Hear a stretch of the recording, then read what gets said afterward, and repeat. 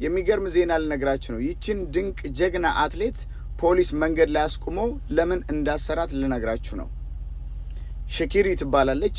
በአሜሪካ ውስጥ አጫጭር ሩጫዎች ላይ ፈጣን ነች። ከፊት ነው የሚያሰልፏት፣ ማንም አይደርስባትም። በጣም የምትገርም አትሌት ነች እና በፍሎሪዳ ውስጥ ከ100 በላይ የነዳች ነበረ። 65 ፐር ሃወር የሚነዳበት ላይ እሷ በ104 ታሽከረክር ነበረ።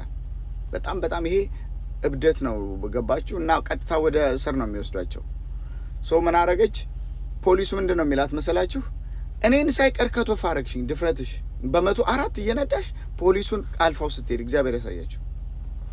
ሀዛርድ አብርቶ መንገድ ዳር የቆመ ሾልደር ላይ የቆመን መኪና እንደው በር ከፍቶ የሆነ ነገር ሰው ወርዶ እንኳን እመታለሁ ብለሽ አልሰጋሽም። ዝም ብለሽ በጥሰሽ ነው ያለፍሽው። ሁሉንም መኪናዎች እንዲያሳልፉሽ ፍላሽ ላይት ታበሪላቸው ነበር። አሳልፉኝ ትይ ነበረ። እያስጨነቅሽ ነው ስትነጂ የነበረው ሰውን ሁሉ። ሁሉንም ሌኖች ትጠቀሚ ነበረ። ከጫፍ እስከ ጫፍ እየቀያየሽ ትጠቀሚ ነበረ እና ላስርሽ ነው አላት።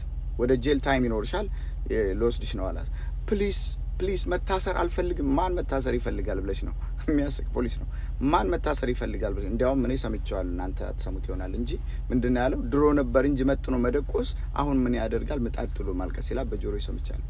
እና እንደዛ ብሎ አስሮ ወሰዳት ማለት ነው። እኔ የጠበቅኩት ኮሜንት ሴክሽን ላይ ስገባ ፍትህ ለዚች ጀግና፣ በቃ የሀገር ዋልታ መከታናት ምናምን ይላሉ ብዬ ነበረ። ብዙ ጊዜ እንግዲህ በንባራጭ ታቸዋለች፣ ኩራት ሆናለች። በጣም እኔ ብዙ ጊዜ እሷ ስትሮ እንዲህ አፌን ከፍቼ ነው የማየው። በጣም የምትገርም ልጅ ናት። እና ከዚህ ከ2 ዓመት በፊትም የሆነ ቪዲዮ ስለ እሷ ሰርቻለሁ፣ ገርሞኝ ማለት ነው።